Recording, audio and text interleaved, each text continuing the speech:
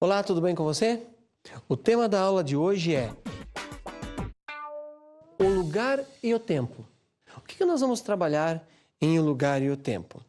Veja, principalmente as transformações que nós, seres humanos, eu, você, seus familiares, provocam no espaço. Sim, a gente provoca transformações.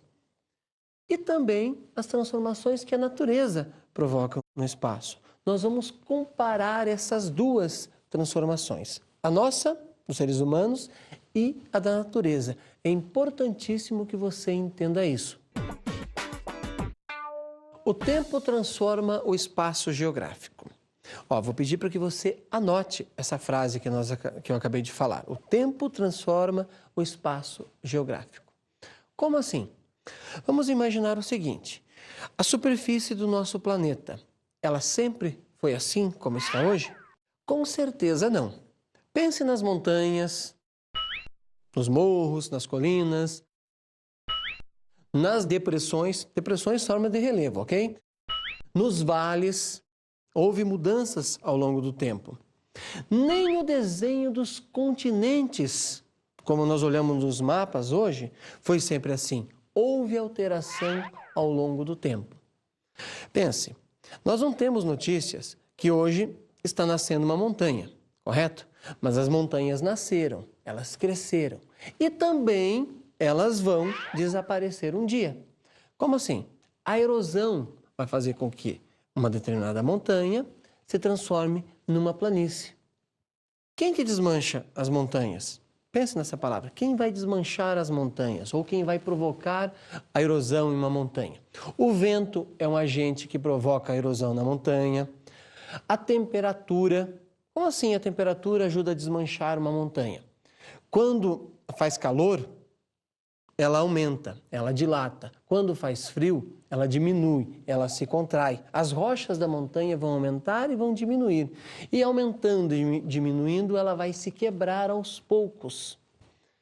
Cada vez que ela vai se quebrando, vai ficando uma rocha menor, uma pedra menor, até se transformar do tamanho de um grão de areia. E vai rolando para a parte mais baixa da montanha, até um dia ela virar uma grande planície. Agora nós vamos ver algumas modificações que acontecem no relevo, que são até relativamente rápidas, mas no Brasil isso não é comum. Acompanhe a Cinemateca, veja como isso acontece.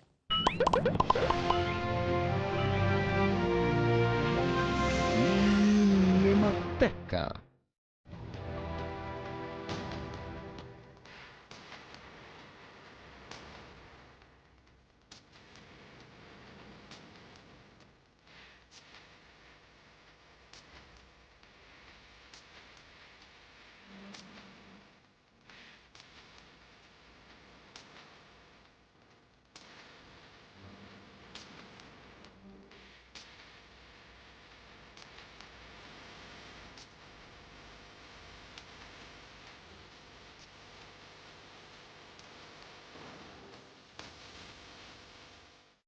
Prestou atenção nas imagens?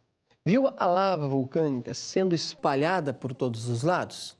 Com certeza, neste local, tem uma modificação bastante rápida feita pela natureza. Mas isso não é comum no Brasil e também são poucos os lugares do mundo que nós temos vulcões ativos e podemos perceber essa mudança. Agora nós vamos analisar a mudança no espaço, nos lugares, feita pelo homem, pelo ser humano, perfeito? Como que o ser humano modifica o espaço? Analise essas duas imagens. Veja, uma é bastante antiga, mais ou menos do início do século passado.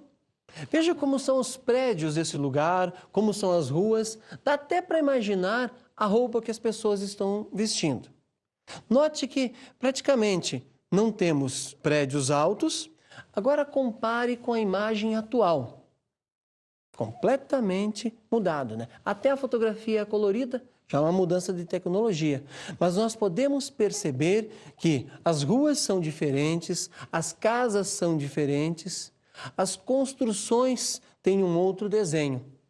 Esta imagem atual é uma prova que o ser humano alterou o espaço com o seu trabalho. Agora acompanhe o quadro Cinemateca.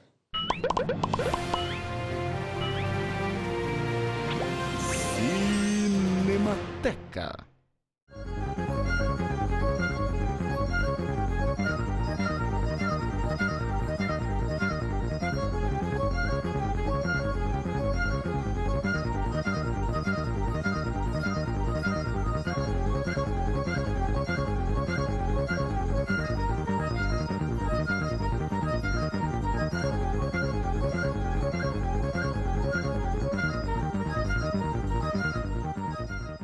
Gostou desse filme? Este é mais um exemplo das transformações que o ser humano provoca no espaço com o seu trabalho. E o automóvel, neste caso, é uma invenção do ser humano que provocou grandes alterações no espaço, principalmente no espaço urbano. Por que principalmente no espaço urbano? Pensa comigo numa questão. O automóvel, o motor a combustão, que faz o veículo se movimentar, se popularizou tem muito pouco tempo. E como era antes? As áreas urbanas eram construídas para carroças circularem, para animais circularem nas áreas urbanas. E quando veio o automóvel, as cidades tiveram que se adaptar, as ruas tiveram que ser alargadas, novas ruas foram construídas e, consequentemente, o espaço se alterou. Eu não estou nem pensando aí em uma coisa mais ampla. Pense, cada vez que um carro se movimenta, o que ele consome? Combustível. E ele joga na atmosfera poluição. Dá para nós falarmos também que esta é uma alteração no espaço, embora você não consiga perceber, mas em muitos casos provoca até doença. Atividade econômica, o uso da terra. Observe essa imagem, essa área que tem uma plantação. Agora imagine como era antes essa área. Com certeza tinha uma vegetação nativa. O que aconteceu para que ela se tornasse uma área agrícola? As pessoas trabalharam a terra, retirando toda a vegetação. Foi extraída a vegetação que existia nesse local para que pudesse ser transformada numa área agricultável. Nós temos, nesse caso aí, uma plantação de algodão. Vamos rastrear para ver o que acontece com esse algodão? Pense, o agricultor trabalhou a terra, preparou para que pudesse plantar a semente do algodão. Esse algodão se desenvolveu, cresceu e foi colhido, perfeito? Houve a colheita do algodão e ele foi levado para onde? Para uma fiação. O nome já diz tudo, né? Uma fiação para fazer o fio do algodão. Mas pense numa coisa aqui, antes de nós continuarmos a análise desse produto que é o algodão. Observe agora o prédio onde tem a fiação. É uma área bem grande, né? O que tinha antes neste local, onde está o prédio que vai ser fiado este algodão?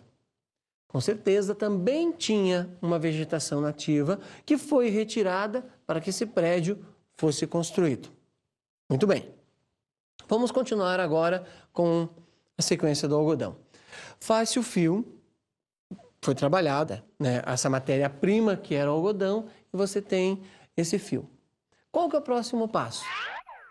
Isso mesmo, levar para uma indústria onde vai ser feito o tecido deste fio. Esta é uma parte importantíssima. Feito o tecido. E agora? Vai para outro lugar. A indústria para fazer as roupas. Exatamente. Essa que eu estou vestindo, que você está vestindo. E é claro que nessa indústria também não vai chegar lá e vai direto para a costureira. Alguém vai desenhar a roupa, alguém vai imaginar qual o tamanho da pessoa que vai vestir, o sexo, se é homem, se é mulher. Tem que pensar em tudo isso para que a roupa fique pronta. Mas aí você já pode comprar? Ainda não. O que tem que ser feito? Essa roupa vai para uma loja. Provavelmente vai ficar em uma vitrine.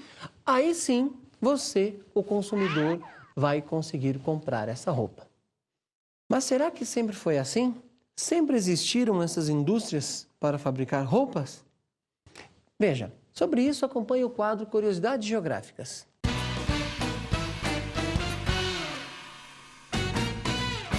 Curiosidades Geográficas. Oi, hoje eu estava lendo A Bela Adormecida. Daí tem uma hora que ela espeta o dedo na roca e cai no sono. Fui correndo perguntar para minha mãe o que era uma roca. Antes de existirem essas indústrias, os fios e tecidos eram produzidos por pessoas e seus equipamentos, o tear manual e a roca. Tem quem acredite que a roca foi uma invenção vinda da China ou Índia e que este aparelho produz um fio mais resistente. Seja como for, era uma trabalheira só produzir tanto fio ou tecido. Mas temos de concordar que a roca é um aparelho bem bonitinho, né? Já imaginou você viver numa época que você teria que plantar o algodão, colher, transformar em fio, depois transformar em tecido, para depois fazer suas próprias roupas? Complicado, né? Bem, até aqui nós falamos das roupas feitas de algodão. É possível fazer roupa com outro produto? O micro e o macro vão nos mostrar essa ideia. Acompanhe. Micro, macro. Micro e macro. Olá, micro. Olha só. Olha só. Tênis novo, hein? Olha. Então, Olha só, todo galã. Parece uma estrela de Hollywood. é mesmo? Não. Mas enfim, refazendo o guarda-roupas, né? Eu só comprei essas duas coisas. Bacana. Eu tenho uma charada pra você. O que é que os seus óculos, o seu tênis e o meu carro têm em comum? Eles são novos. Eu tenho meu carro há 3 anos, micro. Então não sei. Petróleo. Petróleo? É! Você tá dizendo que eu tenho que reabastecer o meu tênis a cada 20 quilômetros? Eu achei engraçado, Macro. Eu achei engraçado. A gasolina vem do petróleo, isso você já sabe. Mas o plástico dos seus óculos e a borracha do seu tênis também têm origem no petróleo. Mas eu achava que a borracha viesse do látex. E vem, mas no caso do seu tênis, é o que chamamos de borracha sintética, e essa vem dos derivados do petróleo. O plástico também tem, na maioria das vezes, derivados do petróleo em sua matéria-prima. Uau! Então o petróleo está mais presente do que eu imaginava. Eu achava que ele só originava combustível, asfalto, mas pelo jeito estamos cercados dele. Borrachas, plástico. Impressionante. Eu vou passar a ver o petróleo com outros olhos. É mesmo? É. Eu achei engraçado, Macro. Eu achei engraçado.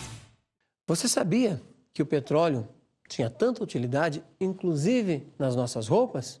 E tem mais. Se nós formos pensar no nylon, nas nossas mochilas, ele é usado e está presente no nosso dia a dia, não só no combustível. Mas eu quero fazer agora uma diferenciação sobre a questão do petróleo, que é extraído, e a questão dos produtos agrícolas que são cultivados. Se você puder até marcar isso no seu caderno, é muito importante. Acompanhe comigo, vamos pensar em algumas coisas aqui. Veja, o pão que você consome pela manhã no café. O pão vem da onde? Do trigo, perfeito?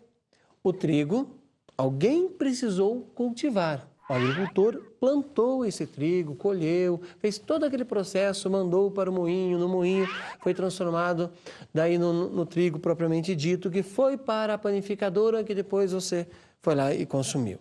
Veja, o trigo foi cultivado. No caso do petróleo, não aconteceu isso. O que aconteceu com o petróleo? O petróleo foi extraído. O ser humano não produz petróleo. Além do petróleo, nós podemos pensar em talco, em ouro, em todos os outros minerais. Veja, não é produção, é uma extração. Perfeito que eles vão se transformar depois em uma mercadoria. Mas antes, nós extraímos esse produto que está lá na natureza para ser transformado em uma mercadoria. Qual a diferença? Veja, quando nós pensamos em animais, o ser humano está criando animais numa determinada fazenda para depois ele virar carne, para que possa virar couro, para que seja usado em nossas roupas, em nossas mochilas, em nosso tênis. E o mesmo acontece com um produto agrícola. Por exemplo, o trigo, que é transformado no pão que nós vamos consumir. O trigo foi cultivado. A carne, os animais foram criados. Bem diferente do petróleo, do ouro, do talco, que foi extraído. Marcou essa diferença? Isso é muito importante. Agora eu quero combinar com você uma outra coisa. Cada vez que você consumir um produto, você vai fazer o seguinte: imaginar da onde ele veio. Veja, fazer um rastreamento. Como assim? Vamos pensar que você consumiu um determinado refrigerante ou um determinado biscoito. Você vai pensar onde ele foi feito, que matéria-prima foi usada, em que indústria ele foi produzido e como que ele chegou até você. É importante nós conhecermos a origem das coisas, principalmente daqueles produtos que nós consumimos no nosso dia a dia. Combinado, então? Atividade econômica agropecuária. Veja, aqui nós vamos combinar o seguinte. Imagine comigo uma grande área urbana. O que tem numa grande área urbana? Nós vamos ter ruas asfaltadas, calçadas, grandes construções, automóveis circulando para todos os lados. Agora pense na seguinte situação. É claro que essa grande área urbana tem muitas pessoas. Perfeito até aí, né? Vamos pensar no seguinte: da onde vem o alimento que essas pessoas consomem nesta área urbana?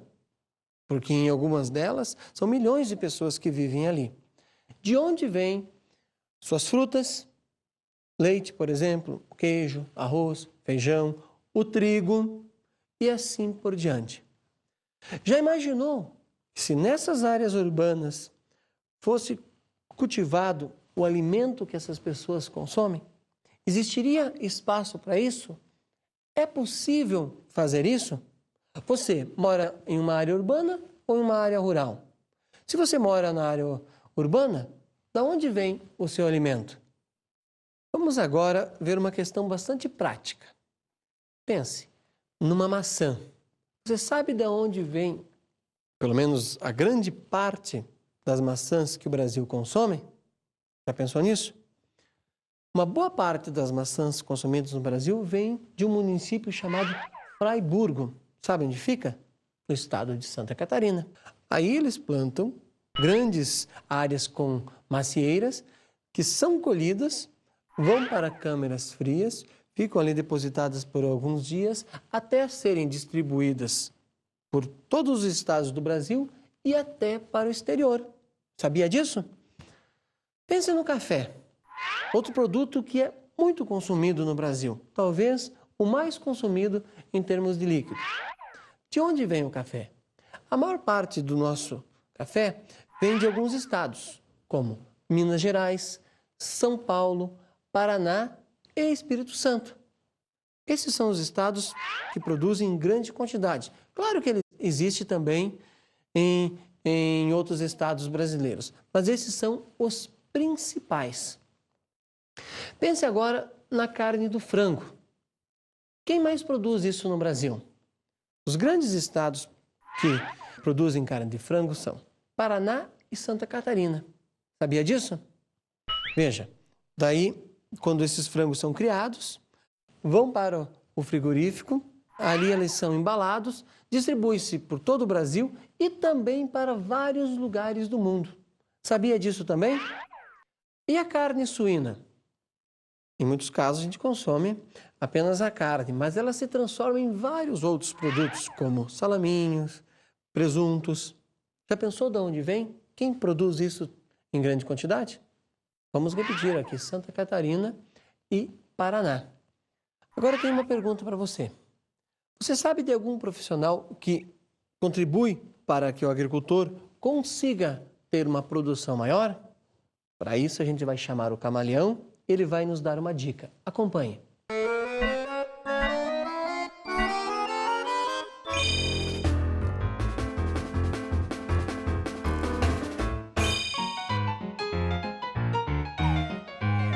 Camaleão. Olá, eu sou o Camaleão. Sabia que, para você ter uma boa plantação, você precisa que o solo esteja preparado para ajudar no desenvolvimento da planta? É para isso que eu estou aqui. Sou um engenheiro agrônomo. Engenheiro agrônomo, aquele que estuda, planeja, supervisiona e aplica processos de produção agrícola. Como engenheiro agrônomo, eu ajudo o agricultor examinando o solo para saber o que é melhor de se plantar naquele local. Indico qual o melhor adubo para aquela determinada planta, mostro qual a melhor época para se plantar ou se colher algo, além, é claro, de que posso ajudá-lo a produzir mais. Como eu adoro ser engenheiro agrônomo! Por mais que eu esteja em uma estufa, a maioria das minhas pesquisas é realizada ao ar livre. Além de que, eu adoro pegar algumas coisinhas da horta de vez em quando para dar aquela beliscada. Gostou do camaleão como um engenheiro agrônomo?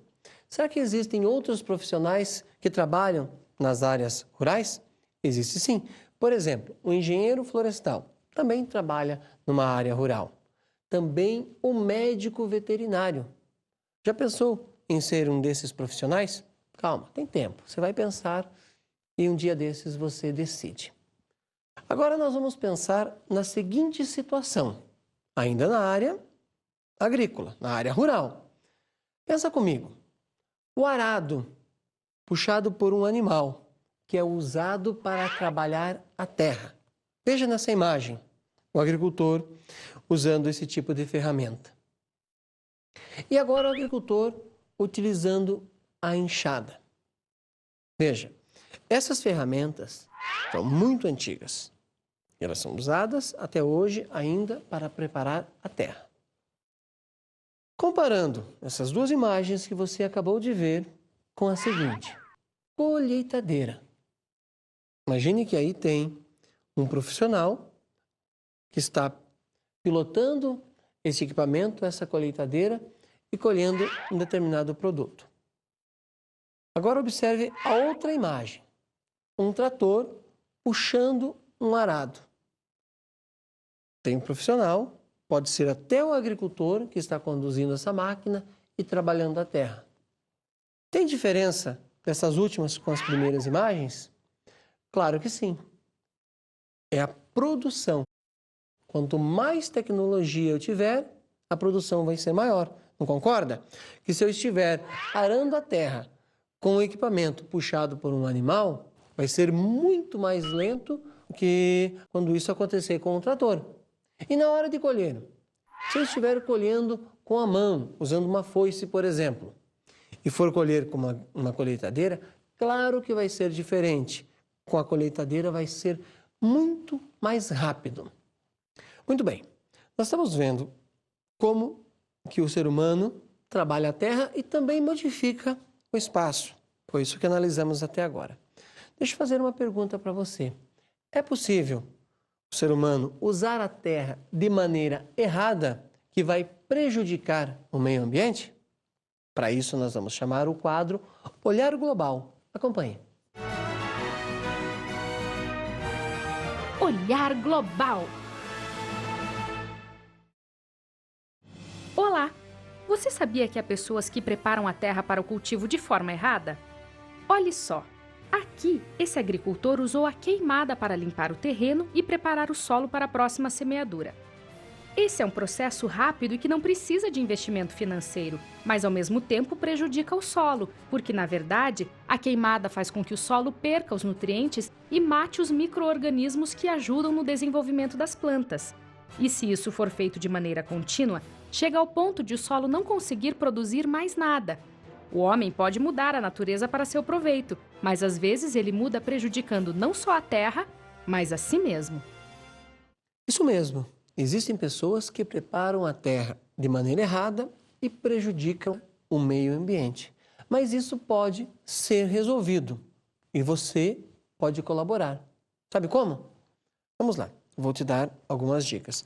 Converse com seus familiares e a próxima vez que você for ao supermercado, veja no rótulo do produto que vai ser comprado pela sua família se neste produto existe um selo que indica que aquele produto foi produzido sem danificar o meio ambiente. Existe isso. Procure nos rótulos. Assim você vai colaborar para que o meio ambiente não seja prejudicado. Combinado? Produtos da área rural transformados pela indústria. Para trabalhar esse assunto, eu quero contar para você uma história. Pense na seguinte situação. Imagine o leiteiro saindo do seu sítio com algumas vacas. Ele entra numa área urbana, puxando essas vacas e gritando: olha o leite, olha o leite, olha o leite. Muito bem, as pessoas escutam isso, saem de suas casas com um vasilhame, vão até esse leiteiro e vão comprar ali 2, 3, 1 litro de leite, tanto faz. Imaginou essa cena? É possível, na sua rua, alguma pessoa passar gritando olha o leite e puxando algumas vacas e seu pai, a sua mãe, seja lá quem for da sua família, vá até a rua e compre o número de leites necessário para a sua família consumir? Isso existiu. Durante muito tempo foi assim em vários lugares do Brasil. Por exemplo, no Rio de Janeiro, até o início de 1900, meio do ano de 1800, isso acontecia e era muito comum. Hoje, nós entramos em um supermercado e encontramos uma quantidade enorme de leite. Tudo é leite, mas o que aconteceu? Foi colocada ali uma caixa com uma determinada marca. Veja, por que isso é possível hoje? Você entrar no mercado e encontrar uma quantidade enorme de marcas de leite. Primeiro ponto, esse leite está numa gôndola onde não tem uma geladeira, não é perfeito? O que foi inventado de lá para cá, do ano de 1800 para cá? A indústria do frio, isso mesmo, indústria do frio, aquela indústria que fabrica o freezer e a geladeira. Isso possibilitou que alimentos como o leite possam ser guardados.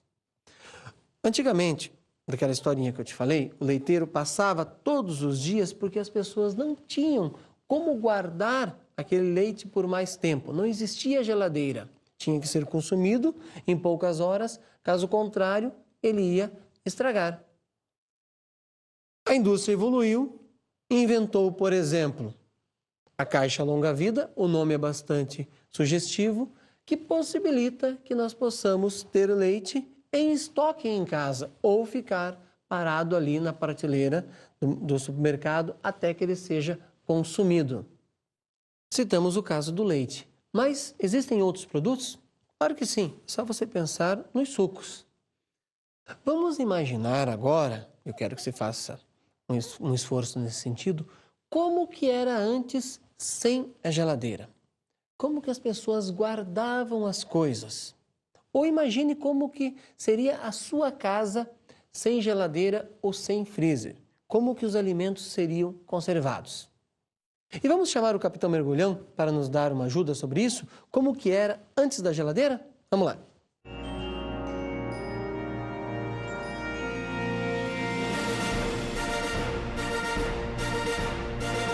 Capitão Mergulhão.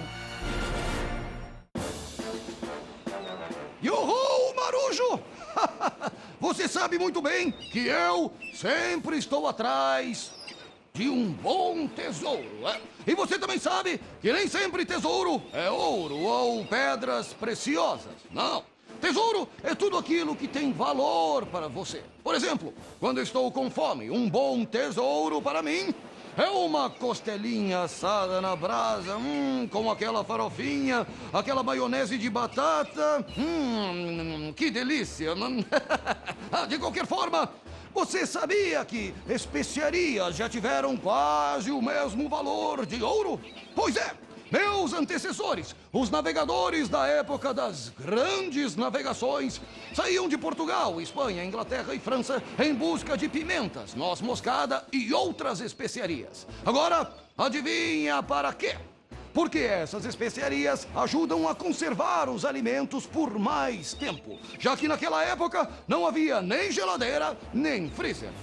É claro que esses produtos também eram usados como temperos, óleos, entre outras coisas. Mas essa história mostra para você que nem sempre ouro é a coisa mais preciosa desse mundo. E essa história mostra para mim que ainda não esqueci a costela e que tenho que ir para uma churrascaria imediatamente. Até mais! Essa história do capitão mergulhão é verdade. Durante muito tempo, países como Espanha, Portugal e Inglaterra saíram pelo mundo navegando antes mesmo dos barcos terem motor, movidos simplesmente pelo vento, eles eram a vela, para buscar especiarias.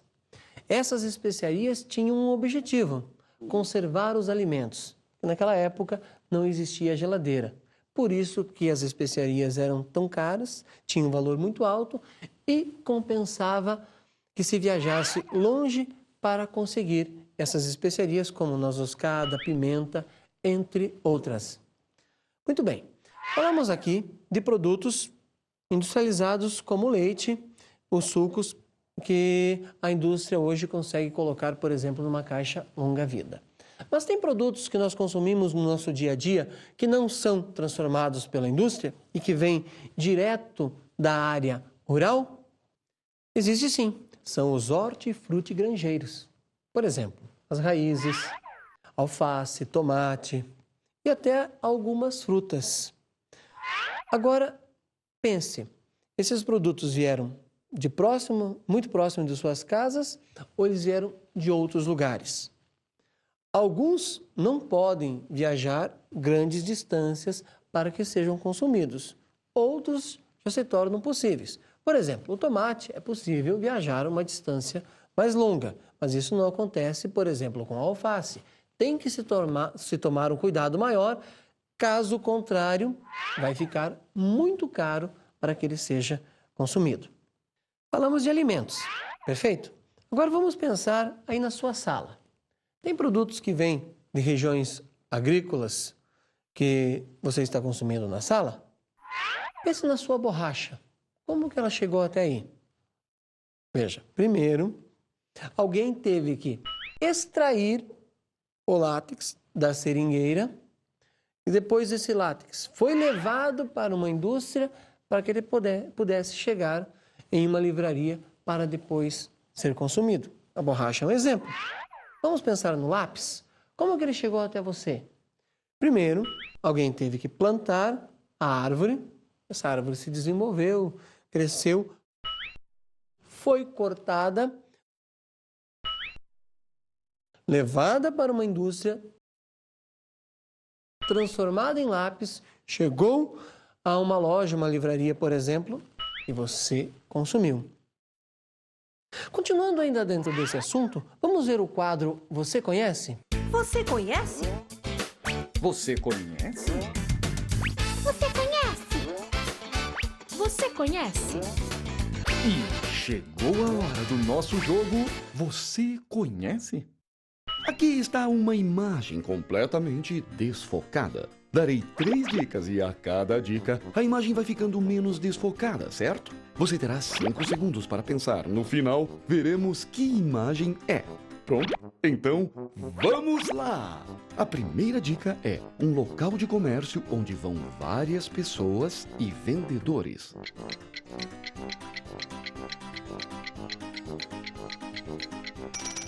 A segunda dica é: os produtos geralmente são frescos.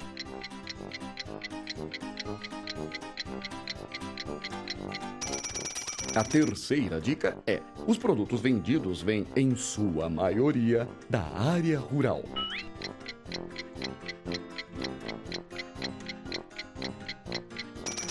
E aí, já sabe? Vamos ver a resposta.